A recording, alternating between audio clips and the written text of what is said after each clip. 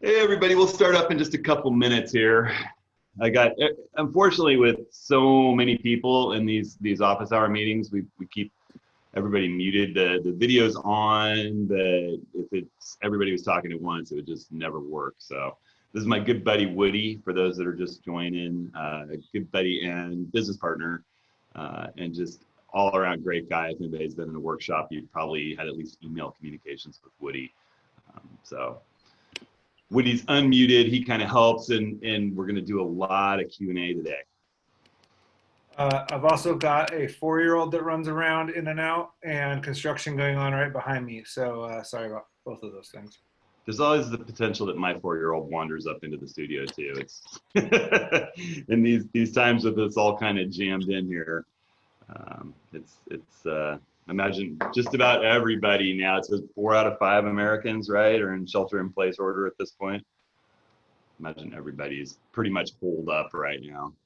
Yeah, the Hudson Henry News Hour. I don't think I need to talk too much. I think everybody's got plenty of news about the whole the coronavirus, aside from take it seriously. We got some good friends, workshop participants in here. I saw Rob, I saw Sandy, Tom. Awesome. Lots of new faces too.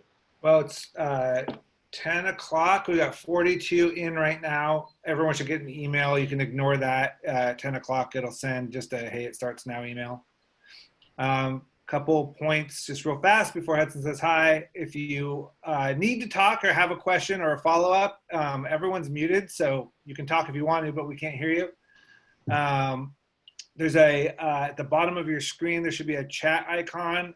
And if you open that, you can raise your hand. If you hit the raise hand button, you can see mine's raised right now. And then that just says like, hey, I got something to say if you can, and then we can unmute you if it fits into what Hudson's talking about. Otherwise, we have your questions and we have some highlighted to share. I'll let Hudson go and I'll jump in when I need to. Thanks for joining. I think Hudson is 46 now. Awesome. Well, hey everybody. If you weren't here when Woody started talking about this, or started talking, this is my good buddy and business development partner, Woody Adams, who any of you who've taken a workshop, I'm sure, have communicated with, at least via email. And he's just an all-around great guy. He's the only one besides me that's unmuted. He kind of moderates. And we want to take a lot of questions today. There's been so many just fantastic questions that come in when you sign up for the office hours. And I feel like last week, I probably went on presenting a little longer than maybe I should have, because that's, more what approaching the scene is. I'd rather have this be more interactive. So I thought I'd talk a little bit this week about nailing focus, getting your image sharp where you want it, maybe not sharp where you don't want it sharp, and when to use autofocus versus manual to accomplish that. And so I'm going to go ahead, I'm going to share my screen, I'm going to talk through some examples, and then I'll pop back and we'll take questions. We had a ton of questions about focus that were really on point. So I'm going to jump in here and share my desktop. Hopefully everybody's seeing that. Did that work out fine, Woody? All right, so I'm going to go into this first image. This is of Oneonta Falls, which is right here in the Pacific Northwest, here in the gorge, the Columbia River Gorge, right between Oregon and Washington. Right now, sadly, it's closed. But this was a spring day. I went in with my good buddies Rick LePage and Mac Laskowski, and we actually wore wetsuits in the spring and waded up into here.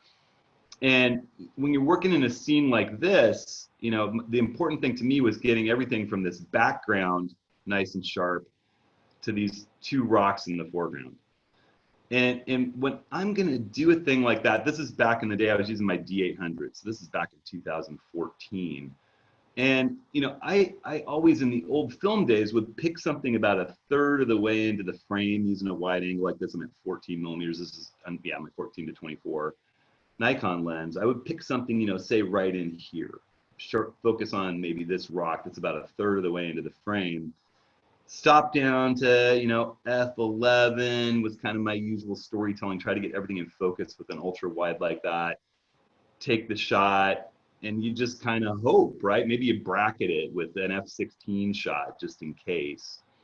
And then the digital days came. You could shoot it. You could look at the back of the screen, zoom in, and check. Well, am I sharp enough? And then maybe back out, say, well, the background's not quite in focus. The foreground's razor sharp. Maybe you just manually move the focus a little further out to kind of nail that hyperfocal distance. I don't know if everybody's familiar with hyperfocal distance, but hyperfocal distance is that distance that you can focus your lens at a given aperture where you get the furthest things away from you out at infinity, razor sharp, and it brings that focus as close to you as possible at the given aperture.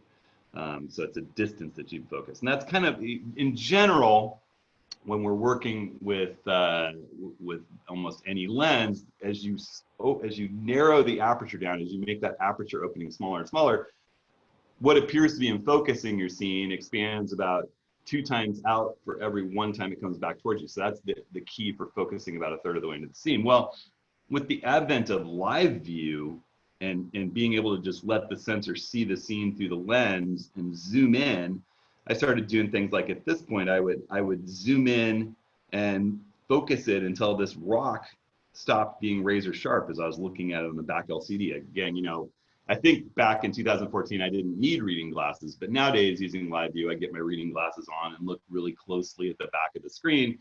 You make sure that this rock is sharp. Let's say set it at F11 and start focusing it until it becomes defocused, that closest thing in your foreground, and then just come back to where it's just sharp again. And then, scroll up with your camera like this on the back LCD live with the waterfall flowing through it, and make sure that these little ferns in the background are still sharp. If they're not, you're going to need another stop of aperture. And in situations like this where there's a lot of water moving through and mist, you're going to have a really hard time doing something like, there's a modern technique called focus stacking, where you could take multiple images focused at different distances and blend them in post-production, either automatic, or you can hand blend them in with layers and multiple different editing platforms, whether it's Photoshop or On1 Photo Raw, or any other thing that's a layered workflow where you can mask one image into another. So a scene like this, you're not really able to do that because you're literally wiping your lens between each shot. The water's flowing differently. It's going to be really tough to do. Here's another scene where I did that same thing. I just wasn't thinking about focus stacking in the landscape back in 2015. So you're just really, really careful to make sure that you use that technique using the live view on the back of the camera and manually focus. So immediately when live view came out on the DSLRs, I started manually focusing everything I'm doing out in the landscape. My key is like focus on that closest thing and make sure it looks sharp, and then just take it to where it's just slightly defocused, moving the manual focus towards infinity, at your given aperture. Here I'm at F18. You can see I had to stop down a little bit to get Mount Fitzroy sharp at the same time as this waterfall sharp. So it's just kind of a careful little process. And so when I think about manually focusing, I'm thinking about when I'm on the tripod, when everything's set up, when I'm really fine tuning and crafting that landscape image. Here's another example where, I'm shooting this at F11. This is for an off-road truck accessory company out in the Alvord Desert. And, we brought a water truck out there and pressure washed these trucks. And you've gone, hundreds of miles out into the desert to get these shots. You make sure that you're fine tuning and focusing so every bit of this truck is razor sharp. You can see I used F11 on that one. Then there's situations where I'm running around handheld and, I'm out doing your typical travel photography. Here's my wife, Stacy, right before we had our first kid on a trip in Europe. We actually found out we were pregnant on this trip. And, you're sort of more in snapshot mode. I'm going to use autofocus. I'm going to focus on her face. This is with my D810. Or you're shooting wildlife in motion. You got to use autofocus, and you want your autofocus tuned, and you want to be practiced with using it. I kind of think of, handheld from a helicopter. I'm going to use autofocus, but then again, maybe I use autofocus, zoom in, make sure that it's sharp, and then flip it to manual because everything I'm shooting is at infinity. There's nothing very close to me in the helicopter when I'm shooting with a 24 to 70 millimeter lens. Shooting from a ship, when you're handheld, when you're in motion, when your subject's in motion, those are the times I'm going to use autofocus. It's to capture, you know, those changing distances between you and the subject. That's changed a little bit with mirrorless. You know, here's another one. When I'm using a really shallow depth of field lens, like my kind of beloved 105 1.4, this is on the Z6.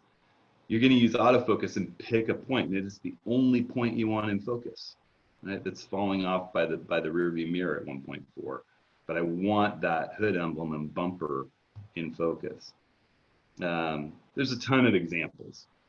When it comes back to the landscape, you know, I think that sometimes that technique that we talked about falls a little bit short. You know, this is an example. We're set up. I found this during the middle of the day, this really interesting driftwood stump, and I just loved its texture.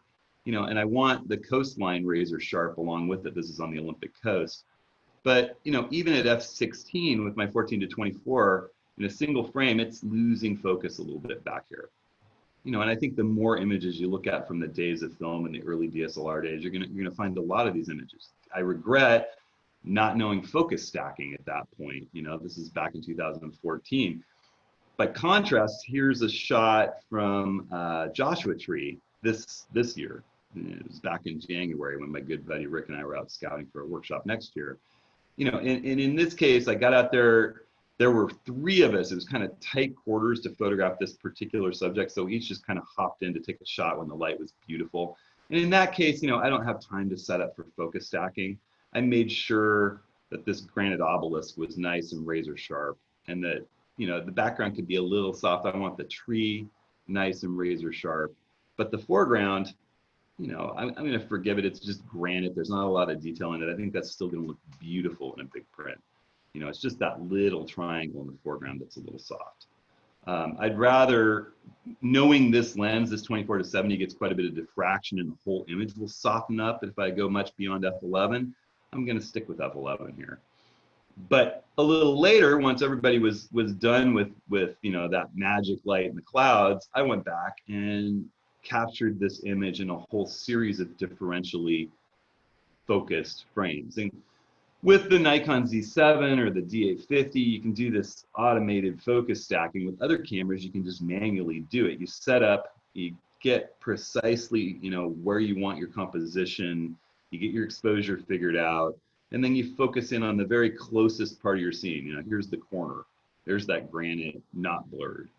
And with the Nikons that have the automated focus stacking, you can just tell it to start. And for the landscape, there's kind of a setting about whether it's taking a shot every millimeter of, or every, you know, 5 feet. There's a kind of a range from 1 to 10, 1 being a really small increment, 10 being really wide. And I just set it in the middle. I've never had a problem. I set it at 5.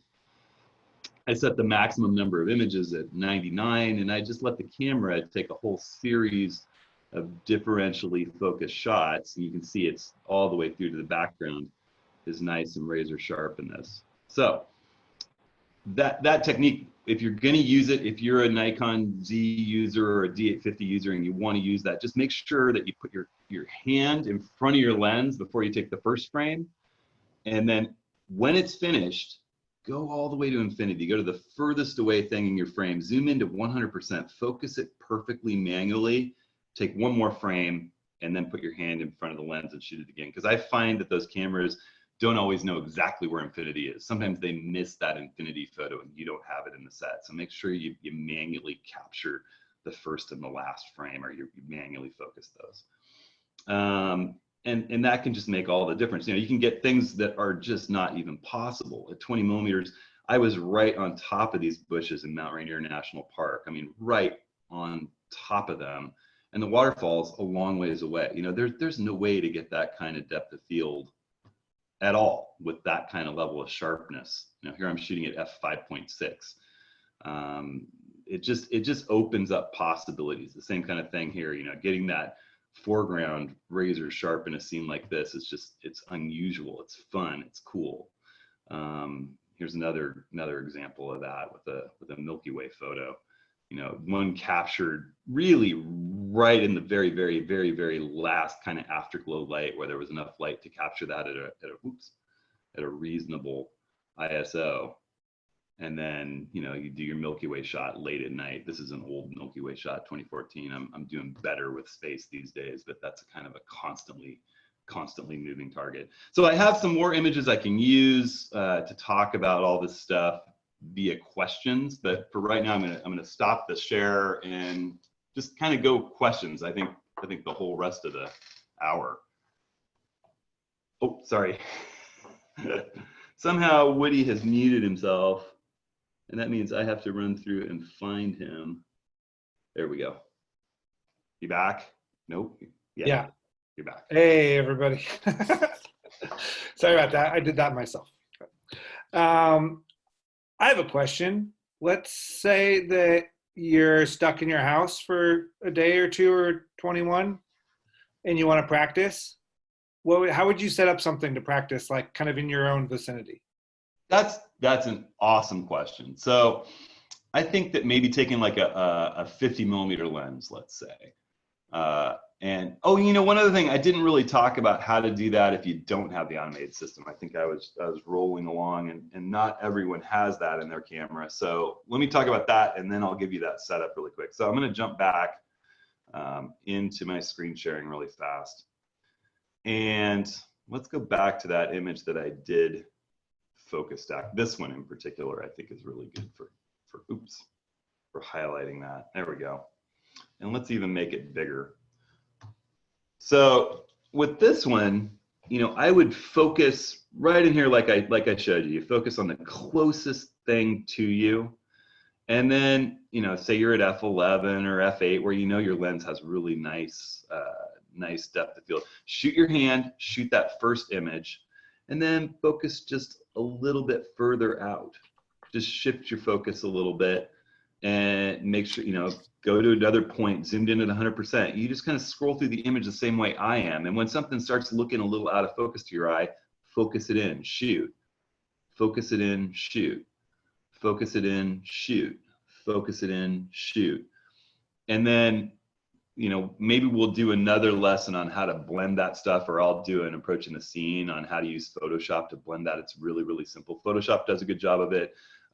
On One Photo Raw does a good job of it, although it suffers a little bit when it's got water moving through it. That's the thing I've been talking with Dan at On One about them needing to work on a little bit. But all in all, it's not very hard to blend those images in post-production automatically. You know, they're in the old days, I used to do sometimes a shot for the close focus, a shot for infinity, and just put the two up in a layer and say Photoshop and just mask the close focused one out of the infinity portion of the scene to where, you know, if with a soft brush, you can blend them together and never know the difference. All right, so what to set up given that we're all kind of cloistered here? Well, there's plenty of things around, you know, even if you're in an apartment. If you've got a garden, well then good grief, you can set up with say a wide aperture 50 millimeter lens, or, you know, a normal sort of lens that doesn't have a whole bunch of depth of field like an ultra wide angle, and get close to a flower, let's say, and have trees in the background that would normally be blurred, and just practice the technique. If you're someplace holed up with a kitchen table or even a coffee table, you know, set up one object like my coffee mug here and get your camera on a tripod where that coffee mug's nice and close to it, but within the minimum focus distance of your lens, and then have, you know, practice focusing it so that the edge of the table is in focus and the chair and the sofa and then the wall in the background, and then blend those and see how it works out. You can practice that kind of stuff and get it figured out before we ever get a chance to go back into the wild places that we love. Richard just posted a question. Do you consider lens diffraction when deciding what f-stop to use? Yes. So, you know, I did an approach in the scene this last week on using Focal software to calibrate autofocus on your lenses. One of the cool things that does is an automated aperture sharpness test, and it'll tell you where your lens performs at its absolute best. I was really shocked using the old Nikon 50 1.8. I was calibrating it on both my Z7 and my D850, just kind of back and forth the test. and it showed it being at its absolute sharpest at, gosh, I think it was like f2.8 or 3.5, which was surprising. You'd think it'd be f8. It was still pretty good, obviously, through f11, and then it dropped off. But you can use software like that. Focal makes that really, really easy to test what the sharpest part of your lens is. You can also just do it manually. Go out and find a brick wall or a wall in your home that has a whole bunch of photos on it or something where there's some texture or wallpaper, and set up nice and square to that wall. You know, you're not tilted off to the left, you're not tilted off to the right, you're not tilted up, you're not tilted down. Just, you know, get your camera level and in parallel to that wall, focus on it, and then shoot it at different apertures and bring it into the computer, zoom in and see, you know, where is it less white? Where do you start losing center sharpness? Where do you start losing edge sharpness? And then think about that when you're out in the landscape. Know that for your lenses. I think knowing your gear is just critical. Okay, there's about 3 questions in the chat here. They're kind of all in no specific order. So what about file size when stacking and grading? Is there, so NEF, NEF, so what? Is it going to significantly increase the file size of the finished image? I mean, I tend to just flatten it. It's kind of like a panorama that way. So if you use Photoshop to create a big panorama image, say I create something that's 10 images wide with the Z7, you know, 46 megapixel files. Well, you know, you could have an image that when it puts all of those 10 images on a layer and does all the masking and sorting, and it gives you 10 layers in Photoshop, it's like, you know, a 2 gigabyte file. But then you flatten it and it becomes, you know, a 120 megabyte file all of a sudden. So the same thing with focus stacking. It's going to probably give you, if you use Photoshop, a layered result with each of those images kind of masked into each other, like a jigsaw puzzle when you look at the little mask that it automatically creates, and you just flatten the image, go into the layer menu and flatten the image, and before you start editing it. That way you don't have a huge file. Now, you are gonna, if you want to keep all your raw data, because let's face it, processing gets better and better and better and better. You know, I would advocate keeping each of those files. So yes, in a way, you're going to be having 10 times as much data to create that focus stacked image if you took 10 frames. But data is cheap. You know, data storage is very cheap these days. So that's there was a question and an answer to the question in the chat. I just want to acknowledge that Joe asked, when you're focus stacking, you said put your hand in front of the frame. Before and after, why? And then Darren responded, so probably you can tell where the stack starts and ends when scrolling through Lightroom. Yeah, that's a trick I've done for HDR, for time lapse, for panoramas. If I'm creating one thing from multiple captures, I like to create a dark slide, either leave the lens cap on or put your hand out in front. Hand out in front's best, because then I know I see like blurry black out of focus fingers. Snap, well, that tells me everything that follows to the next blurry out of focus fingers in my grid is one thing. And I'll look at it and go, oh, that's a time lapse. And I'll color code all those images green and stack them if I'm in Lightroom. I'll color code them green if I'm in on one and create a subfolder. If it's focus stacking, it's the hardest to identify because they're all going to look identical in the thumbnails, right? And you have to render a full one-to-one preview, which takes a little bit of time to even see which one's the close focus, which one's the far focus. So let's say you go on a trip and you do a bunch of focus stacked captures blended with regular captures, and then something happens and you don't get back to editing it. For a while, you come back in, you're like, oh, you know, which ones of these are which? That hand is going to be your friend when you go through culling, sorting, and editing. And I have a little trick when I'm doing time lapse, I code all the images green. When I'm doing HDR, I code all the images yellow. When I do panoramas, I code them blue. And when I do focus stacking, I code them red. So my color codes are for composite captures, basically. Mike asked, you know, we're talking Lightroom and Photoshop and obviously on one also. Is there a place to go to get the best kind of training on those beginner level and upwards? You know, I think at this point for Lightroom, I think all the Adobe products, I think Matt Kloskowski does a great job with his system training. MattK.com. Yeah, MattK.com. He's a good buddy of mine in Florida, and worked for Kelby for years, worked with me at On1 for a long time. He just does a really great job on your basic, like, walk through the software, 1, 2, 3, 4, 5. It's very, very well put together in short bites, and he does a great beginner tutorial on all of that stuff. On1, if you go into their library, you can find all that stuff there. It's got some great resources. And I think that if you look at my core photography course, I have it for Lightroom and for Photoshop, and it does give you a bit of a dive into each one for getting started. It's sort of the end of each of the 4 chapters. I go into some basic tutorials for either Lightroom or On1, but Matt K does a great start to finish job on that stuff. Basic software training. And he's a great guy. Okay, cool. Well, I'm going to jump in. Actually, there was one more question here that I didn't quite understand because it was in context. So Rob, it said, would you do that manually or use point autofocus to move the point where you wanted to focus? I wasn't sure what that was in reference to, so I kind of over it, but do you know what that's? And hey, Rob, great to hear from you, man. I think that he's referring whether you would do manual focus or autofocus. And I know some people have a hard time, visually. I think that these mirrorless cameras are just amazing with the newer viewfinders out. Not the first generations really underwhelmed me for a long time, but the viewfinders now in the latest Panasonic, Sony's, Nikons, the viewfinders are just incredible.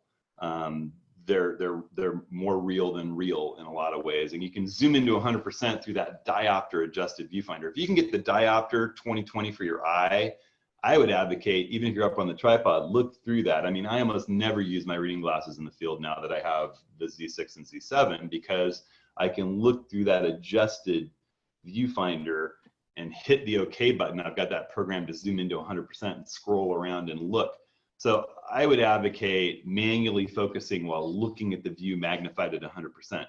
If you have trouble, getting a good clear view, well, I do think that the other thing that the latest mirrorless cameras have are incredibly accurate autofocus on static subjects.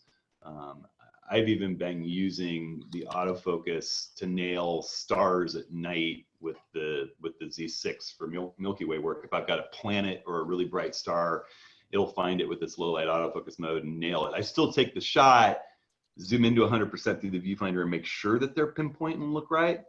But autofocus is getting better and better and better. I still think that if your eye is good, manual focus when you're on the tripod. I think that's the key for me. Is I use automated settings when I'm handheld. I use auto ISO with limit set. I use shutter priority for shooting moving subjects. I use aperture priority for kind of running and gunning, doing travel photography.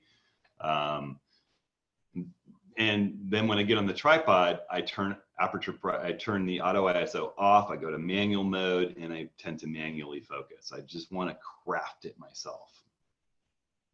And I saw there were a lot of questions that came out this week about focus peaking.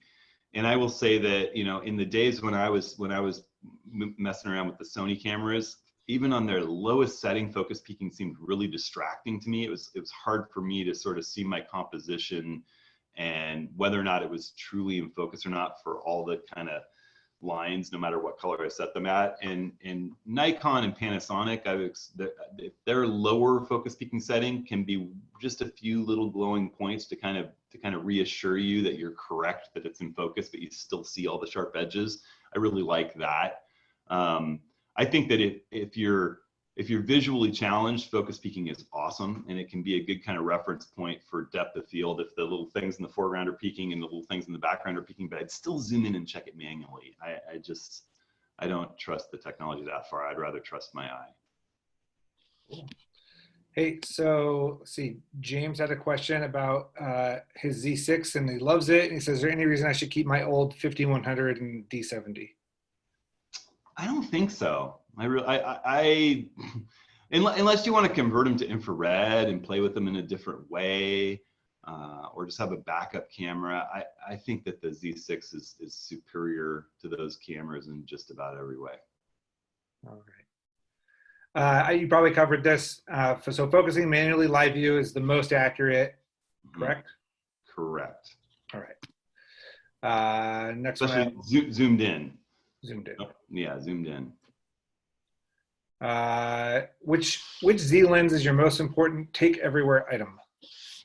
Well, it's on my kind of video setup in the background right now. I adore the much maligned 24-70 f4 kit lens, and it's funny because throughout my photography career, I've really never owned a 24-70 I like. I know they make some beautiful ones. The Sony Grandmaster, the Nikon f2.8, the new Z one is phenomenal, but they're big and they're heavy. And for me, in that focal range, if I'm carrying a 70-200, and if I'm carrying, say, a 14-24 or a 14-30, for me, having maybe a lightweight, high quality 35 and a lightweight, high quality 50 weighs about half as much. And they're great quality, they're lightweight. I've always just kind of filled the gap with a 50 if I need it. And I've always been kind of a wide angle and long lens junkie. We're all different, we all have different styles. But it's been amazing. It's been kind of a revelation for me because this 24-70 is so sharp, right down to f4, edge to edge, and it's light and it fits these smaller cameras so well. I just adore it. I that's my knock around all the time lens, and I kind of have the 70-200 along with me, and I have the 14-30 along with me, and the whole thing's so much lighter. The only heavy thing I'm carrying is the 70-200. It's a great knock around kit. Great. Will you discuss manual focus using the red highlights in the viewfinder? That's what we were just talking about, focus peaking. Yeah, I find them distracting personally. I mean, maybe just me being, I wouldn't consider myself a Luddite by any stretch of the imagination, but I'd just rather see that it depends. I mean, if you turn that stuff way up and it's just glaring all over the screen, whenever I'm working with workshop students and they have their focus peaking on, it's hard for me to even gauge the composition a lot of the time. I want to flip it into autofocus just to, oh yeah, it feels like it gets in between me and the image. And I will say that the white highlights in the Nikon Z cameras set at their low or even normal setting seem way less distracting to me. I kind of like how it's integrated. And I do sometimes use it. I think it's just kind of a confirmation that you're doing it right. But I find it annoying if it's turned up to the level where it kind of gets between me and the image. Cool. You might have said this also, but how accurate is autofocus in low light? And should you use manual focus at night? So it's interesting when we do workshops, and I'm thinking about Moab and Death Valley and some others where we go out and do stars at night.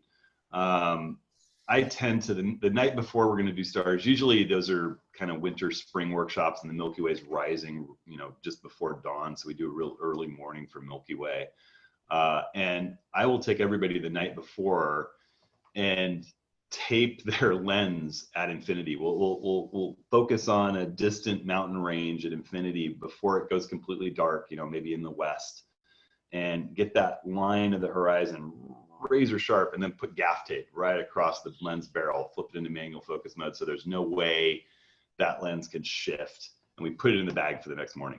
And then you get the shot of them, you get your composition set up. I'll light it up with a panel light or a little, Lume Cube 2.0 or whatever I happen to have with me that I'm using for lighting.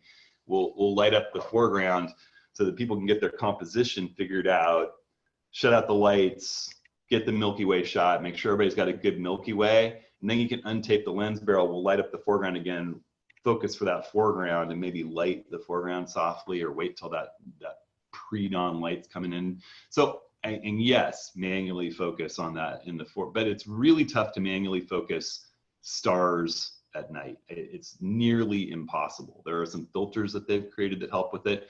And I will say that it's been, since Nikon released, I think it was in firmware 2.0, they put the low light autofocus mode into the Z cameras, and it's incredible. And I have my friends that have the Sony A7R4, it'll do the same thing. You can pick a planet out or, a bright star, but planets work great, and just focus on that, and it'll hunt around a little bit. It'll go into that low light mode where it slows everything down, brightens up the viewfinder to 100%, increases the ISO to get a more magnification, and locks that subject. Then take a shot, check. It's been spot on for me. It's like cheating. It's awesome.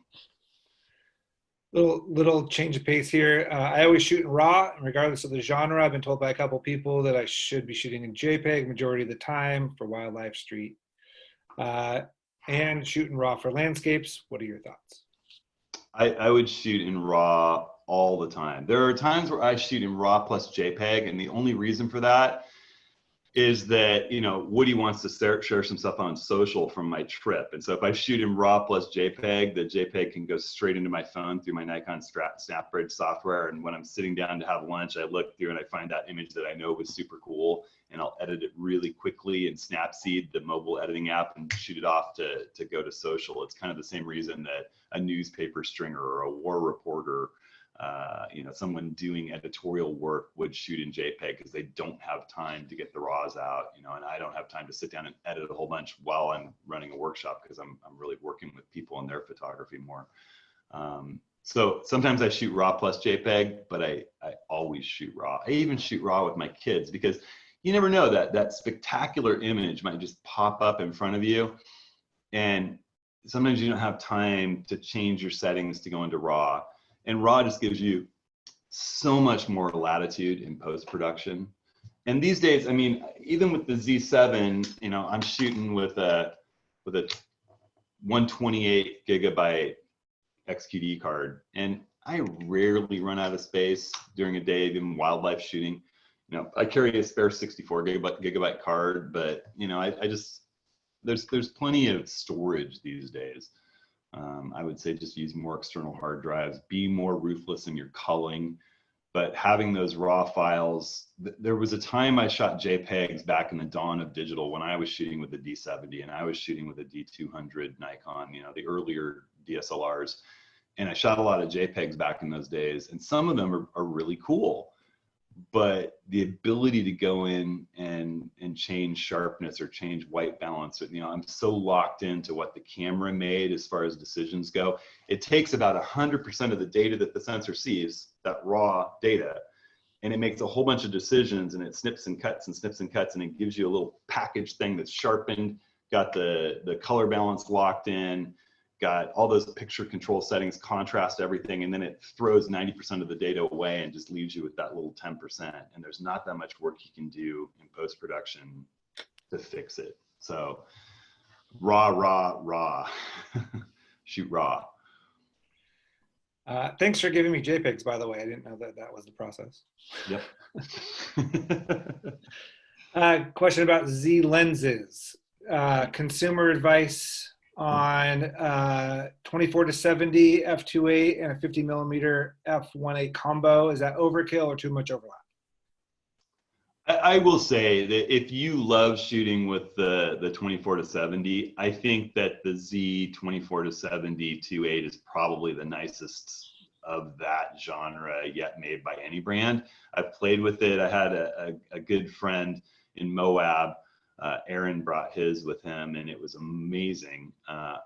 There are some things about it that are so cool, but it's also a big, heavy, expensive lens. You know, it's on the same scale as my 70-200 2.8 FLED as far as weight goes. And for me, the size and weight and sharpness of that f4 lens, I'm not even tempted. I love that little guy. I have not. I will say one thing about the Z lenses, the top notch, the 2.8s that have come out that have the little digital readout. They have a depth of field scale on them that's so cool because they have a digital readout of distance, and they'll show you the infinity symbol, and then they'll show you the scaling back down to the close focus in a digital readout. And then as you change aperture and as you change focal length, you know, the focus distance, there's a little bar that grows, and it shows you what all is going to be in focus or not in focus, detailed to that lens. It's kind of like the old days with the scales, but it's really cool. It's a little digital graph that comes up on the front and shows you whether infinity is going to be in focus or not. I haven't had the time with that lens to test how accurate it is, but Aaron says it's really accurate. It's a really, really cool little feature. It's very high tech. I like the F4. That's my bias. I like it so much. I'm not going to spend the money and carry the weight. The 51.8 is I love this lens. It's so sharp, and its bokeh is so beautiful, and yeah, I love everything about it. It is light years nicer than the old F mount 1.8 50 millimeter. So I would absolutely advocate for this lens. I just think you have to think long and hard over whether you need more than the F4 lightweight 70 to 200. I am going to try out the 14 to 24 as soon as they release it. I imagine that the COVID-19 thing's going to delay all that. I have a 70 to 200 on order to test. That actually my good buddy Dave wants that lens, so he's going to buy it from me, but I'm going to use it for a while to test. I want to just see how much better it is than the F mount one, because I love the F mount one. I don't see myself switching up. It's not lighter. You can hear me. I want lighter. I want to be able to carry more backpacking gear and more kid gear and still get the same quality images out. I'm more excited about the F4 70 to 200 than the 2.8.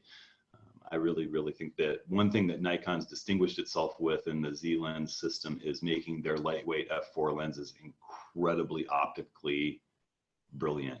And that other manufacturers have saved that for their top end glass. And I think, Nikon realizes that the thing that it can differentiate itself in is making really, really high quality, lighter weight, narrower aperture lenses that take advantage of our new high ISO capability and the smaller format with the Z cameras. And they've done a great job with that.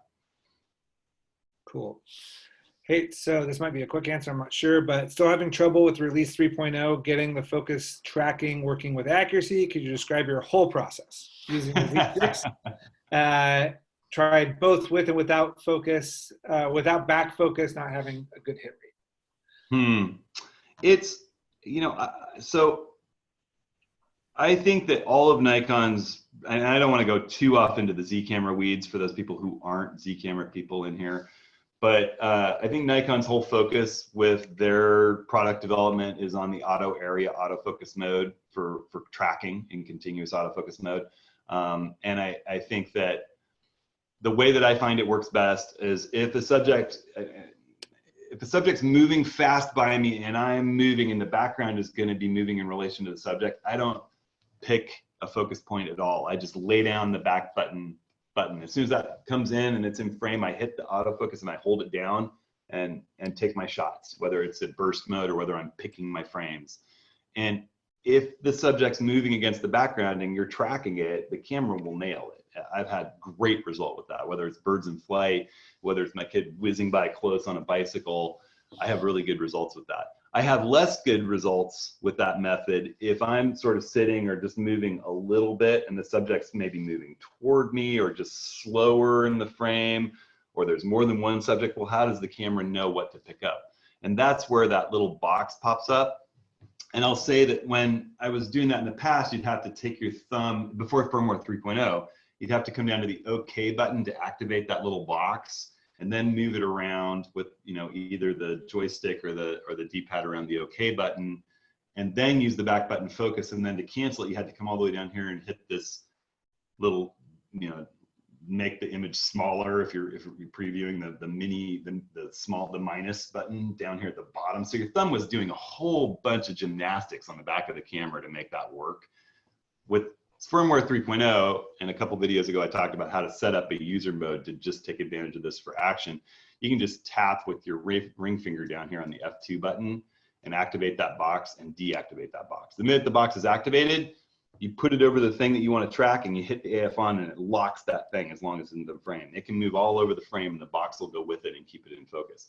But then when action comes close to you and starts moving through the frame, it has a hard time if you're tracking it really fast.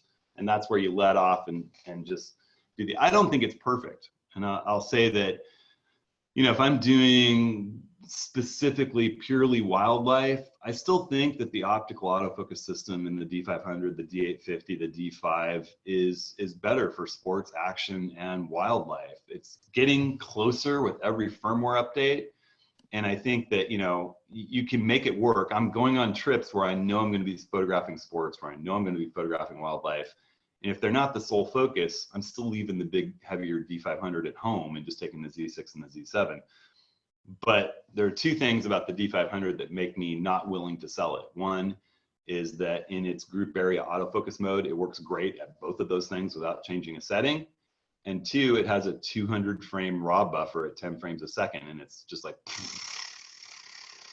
you know, for a long time, for 20 seconds, you can just lay down the shutter if you wanted to without overloading the buffer. And so it's an action shooter's dream. It's lightweight camera system, you know. But so, and the fact that it's APS-C means it has a little bit smaller sensor, so it's taking a crop out of your longer lenses projection. And when we shoot sports and wildlife, we tend to have a longer lens on, so that's a benefit too.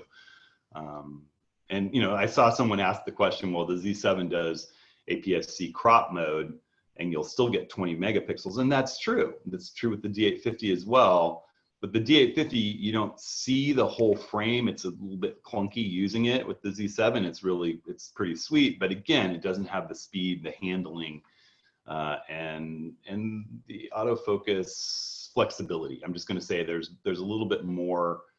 But you know, if we think about it, this is their first mirrorless camera body set. And they've been really committed to improving it with 3 sets of overall firmware now that we're on 3.0, and it's gotten light years better than at the beginning. Whereas the D850, the D500, and the D5 are the top of the mountain from decades of DSLR research and design. And it's pretty impressive how far they've come in just the 1.5 years since this camera was released. So I can't wait to see what they do next. And I have no doubt that we won't be talking about comparing DSLR versus mirrorless autofocus in the years ahead. It'll just have been back in those days when autofocus wasn't as good as it is now. This auto area autofocus, the fact that it tracks what the sensor sees, whether you're shooting Nikon, whether you're shooting Sony, whether you're shooting Fuji, whether you're shooting Canon, it's the future for sure. And there's way more room to grow and make it more and more and more and more amazing. Try and knock out a few more. So in the vein of not talking purely Nikon, Sony has a focus setting called DMF, digital manual focus. You're familiar with the setting? And would you use it to get both auto and manual focus? And I don't want to offend any Sony users here. I shot Sony for a fair bit of time. I had some A7 series cameras. I still have an A6500, and I found the menu system related to autofocus to be just as overly complex as Westworld Season 2 for anybody who's a Westworld or an HBO fan. I mean, it was like, did they make this as complicated as possible just to confuse the average user? And I found that, was it DMF? I had to turn that on in order to get back button focus to work accurately, because what it essentially meant was, I want to manually focus unless I override it. So I did use it. I remember I haven't used Sony's for a fair bit of time, but it was there was a thing that Colby Brown did, I think, on how to set up back button focus on your Sony. But if you went through all of his steps and adjusted his like 6 autofocus menu settings deep in the menus exactly right, you could get it to where if you manually focused, you were manually focusing with peaking and it would zoom in. And if you hit the autofocus button, it would flip to whatever autofocus mode you had chosen. And I think it's gotten a little bit easier from the A7 III and A7 IV bodies on, but I remember just, and again, you know, I have a bias. I've been shooting with Nikon forever. I've shot with Canon a fair bit. I shot with Fuji some. I found Fuji a little bit easier to translate the menu settings. I found Sony just, the menus drove me a little bit crazy. So I did use it, and it worked. And that was how I got to basically having the option to hit the back button focus and still have manual focus whenever I wanted to turn the lens barrel. That's my memory. So I'm maybe a little foggy on that one. Okay, Joe asked it both in the sign up and in the chat here. So he's got some DSLR lenses that he wants to calibrate. What process would you recommend for calibrating a zoom lens? Oh yeah. I'm going to address this in this week's ATS for those that aren't here too. I meant to talk about that and just, I don't know. I think that with this whole virus thing, I'm running it like not full brain power for some reason. I find myself just having a harder time concentrating than normal. And so I forgot to mention that if you're calibrating a zoom lens using the technique I showed in last week's video, you're going to calibrate it it has main settings. So try calibrating it, say let's use the 24 to 70, for example. It has a setting, a mark on the barrel at 24, a mark at 50, a mark at 70, maybe even has one at 35. And I would calibrate it maybe at 24, 50, and 70. One at one side, one in the middle, one at the outside, and look at what those readings are. And according to the folks at Focal, and it's worked for me, you're going to find usually that it skews one direction. So maybe at 50 on your DSLR, or maybe at 24 on your DSLR, it says plus 10. Maybe at 50, it says plus 12. Maybe at 70, it says plus 14. Well, you can set it at 12 or maybe 13 if you like to shoot at the longer end of the range. And if you think about it, your depth of field is going to be shallower as you zoom into a longer focal length. So maybe it's a little more important to have focus perfectly accurate out at that longer edge. And one or two marks in the autofocus adjustment and the fine tune is not a huge adjustment. So you're just going to kind of balance it. You're going to measure it at those different focal lengths and average. I think that Canon actually has, different settings for zoom lenses where you can actually plug in the different marks. Canon's a little more nuanced when it comes to this fine-tune adjustment. And also it lets Focal take control and do a lot of those settings automatically for you. You just sit back and watch it happen. So for any Canon users, bravo on that one. Cool. Got 10 minutes left. I'm going to ask a couple, just not off topic, but different topics. Let's see here. Suggestions for using in-camera HDR shooting with the Z50? I'm just not a big fan of in-camera panoramas, in-camera HDR, in-camera time-lapse, but I'm kind of a perfectionist at the same time. It depends on what level you're after. So if you're going to do in-camera HDR, it's basically going to generate a JPEG with all the same limitations I talked about JPEGs earlier. It's going to average and make its own decisions about how to blend and tone map those images into a higher dynamic range image that it spits out to you that's not very editable. For me, the fact that in Lightroom or on one, I can click a button, I can select 3 images without even touching them as far as post-production goes, click a single button and it's going to merge those into a linear raw file with all that data that I can tune myself. I can adjust my own shadows, my own highlights, my own midtones, my own whites, my own blacks, contrast, color. I would much rather just capture the 3 frames. So for me, in every mode except shooting sports and action, I have that button that my right hand's 4th finger touches, behind the grip. There's a top one that's depth of field, and then there's a bottom one, function 1, function 2. I have that set where if I just touch it and roll the back wheel 1 click, it'll immediately take 1 frame on the meter, 1 frame 3 stops underexposed. If I touch it and click to the right, it'll take 1 frame on the meter, 1 3 stops underexposed, 1 3 stops overexposed. And to turn it off, I just touch it and click back. So in the situation where I'm suddenly in high contrast, I can just click and I'm shooting HDR. I'm capturing for HDR. Just take 2 frames in my hand, take 2 frames of the landscape. So my recommendation is to not do the in-camera version of that stuff. You just have way more latitude to do it in post-production. The one caveat to that might be if you're not interested in learning more about video and how to go in and do motion editing and things, you might have fun with the in-camera time-lapse capabilities, same way you would with your phone or with a GoPro. It's going to be a much more limited quality production than if you capture a whole bunch of full res raw files and blend those yourself. It's not hard to do that in Photoshop. I'm working on a course on that this year. I'm going to do a big time-lapse course, and it's a lot of fun. And a number of my workshop students over the last few years have, I'll offer to talk about how to do that with anybody that's interested, and in some off time we'll chat about it. And I've had some people become complete time-lapse addicts that are just sending me time lapses all the time, and I love it. So I find time-lapse to be a ton of fun, but I don't like the in-camera results very much, but it could get you hooked on it to where you want to learn more. So. Cool. Just wanted to acknowledge Chris showed up and asked, I'm a newbie here with the formats. It sounds like Woody's our moderator. Not really. I'm kind of calling questions over here and just making sure that we stay on topic, hopefully, and I can, show Hudson follow-up questions. With 100 people, it's hard to manage a big spreadsheet of questions. So what I do is I select, or he selects some good ones. I put them in an order and then read them out. So that's kind of why I'm here, and just helping so you're not listening to Hudson for an hour straight. Kind of like a moderator. Kind of like a moderator. So yes.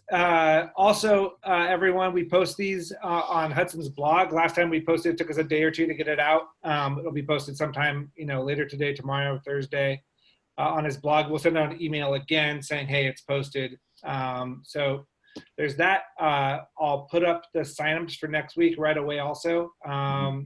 So you can jump back in and register for next week if you want. I'm not sure if Hudson has a topic picked yet, but as soon as he does, we'll post that up and say it's open for everyone to register again.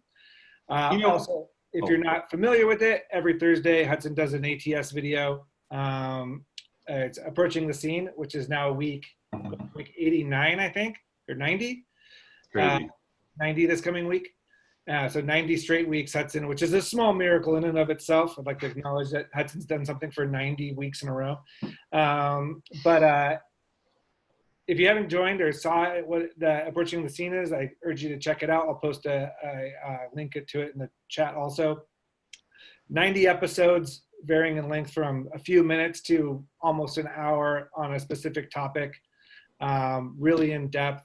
We're really proud of it. And if you're not checking it out every week, you should subscribe and see what he does. Other than that, you had something to say, Hudson? I got one more question here, I think. Yeah, I was just going to say a couple little announcements. One, that I think that we've been kind of toying with the idea, since we're all holed up and there's not an ability to get out right now doing workshops and things, about maybe doing some kind of a little course that has a component like this, with like almost a classroom session.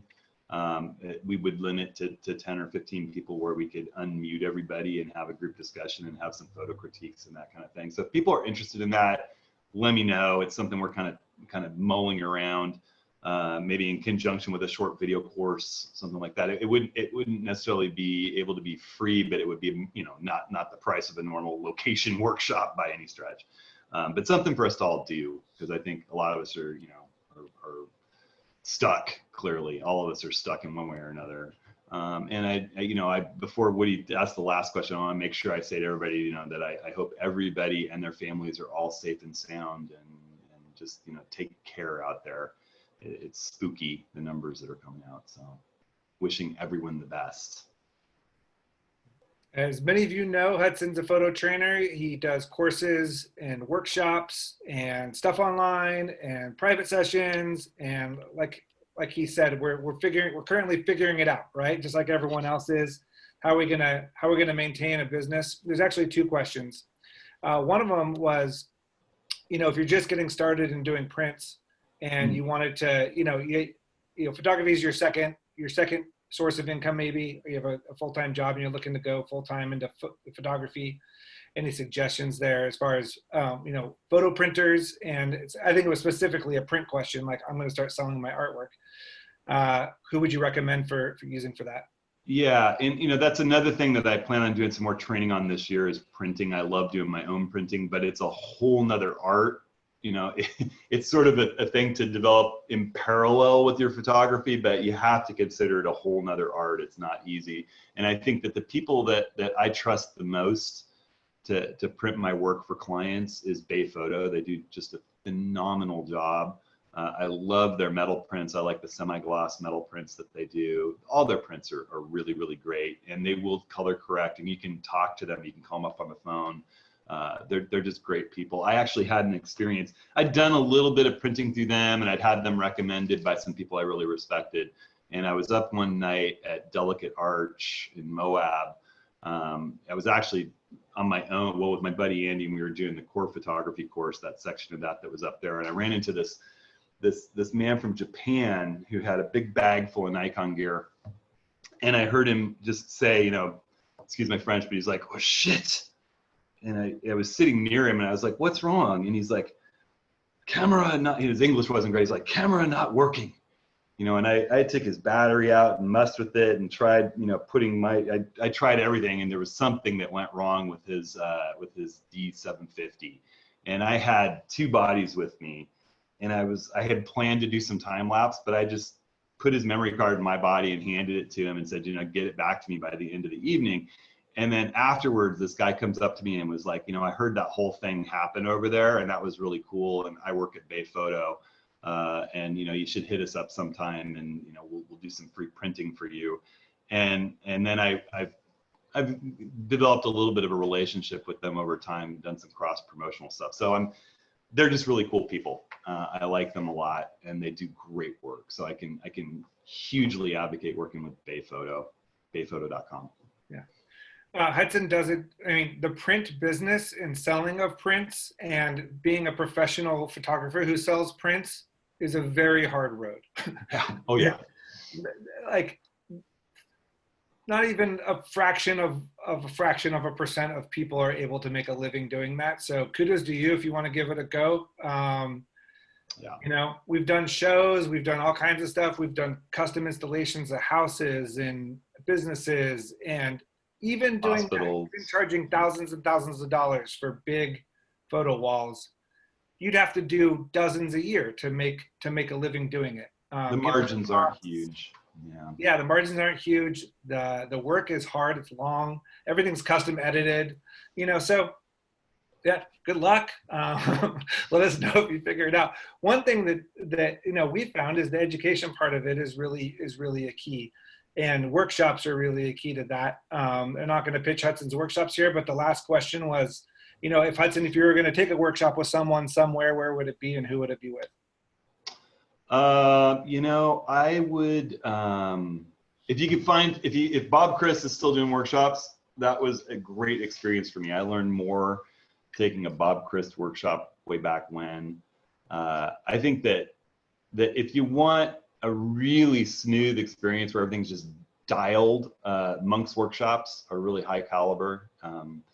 They're priced accordingly, but if you want it to be a Michelin 4-star experience, I think the Monk workshops are great. I think you need to look into reviews and talk to people who've taken people's workshops.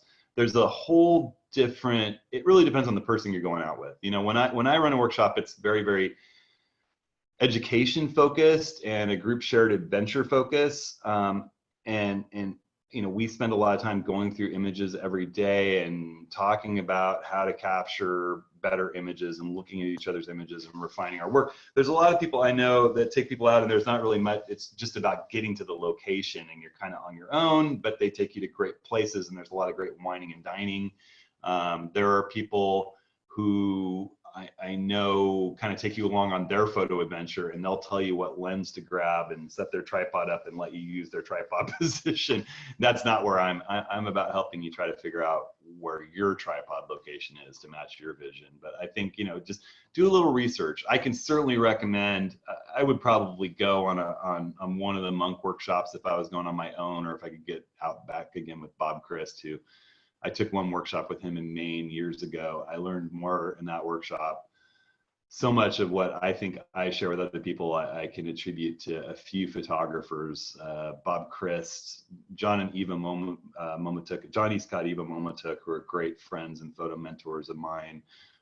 That they don't teach workshops, but I've been able to spend time in the field with them.